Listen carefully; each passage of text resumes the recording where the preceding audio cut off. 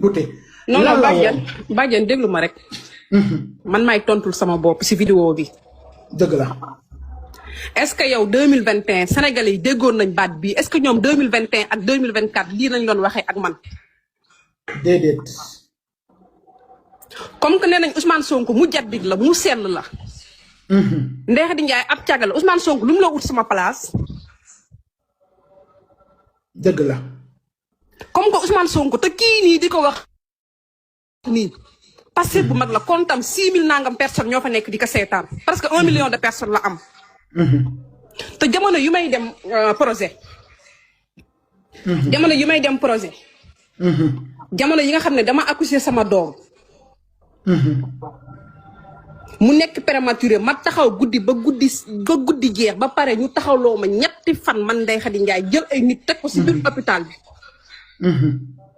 est-ce que booba déggoon nga wax ñi déedéet. booba Ndeye Khady Ndiaye mu sell mi nga doon dégg. Ndeye Khady Ndiaye mu baax mi nga doon dégg. mu jaddi mi nga doon dégg. te ñoom bu fekkoon sax bu ñu wax yii nii dañoo dégg man sama làmmañ wala ñu dégg ñu ne Ndeye Khady Ndiaye moo wax li wala mu def lii. même suñ ko dégg sax dañoo woon a xaar sama gémmañ fu ma toogee wax Ousmane Sonko lu ñaaw. mais defuñ ko. man dañ ma yàq yaxet. te man ma nekk nit ku set wecc nag comme que Adji Sarr moo nekkoon caga bi 2021 2022 léegi 2026 ñu ne Ndeye Khady Ndiaye mooy caga bi kon maa Adji Sarr ñun ñëpp ay caga la léegi Ousmane Sonko lu mu la ut si cabine caga comme que moom daa set. comme que moom dafa set.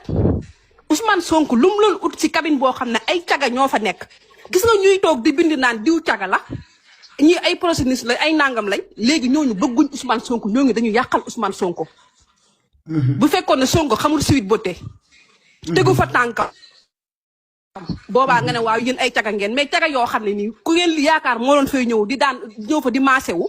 kooku yéen bu ngeen taxawee na caga la du ko métti. du ko métti.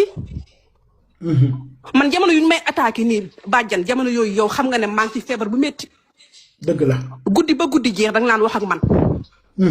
te 2021 2022 booba xaw ma la booba man fi ñoo gëwoon a sori si nga bokk ma dem ba ay ñi nga xam ne tey jii nii ñoo ma sori woon di ma dimbale ñi nga xam ne ñoom laa sonnoon ci ñoom di ma xas est-ce que loolu jarati na ko. déedéet. daagul fañ la nobee nag kuy sëy na nga sëy fiñ la nobee. man waa passé bëgguñ ma. parce que suñ ma bëggoon duñ ma gis ma feebar même su ma loon tappale dañ maa war a soutenir. dañ maa war a taxaw. parce que bu dëggal suma bopp gi tey damaa taxaw dëggal sama bopp.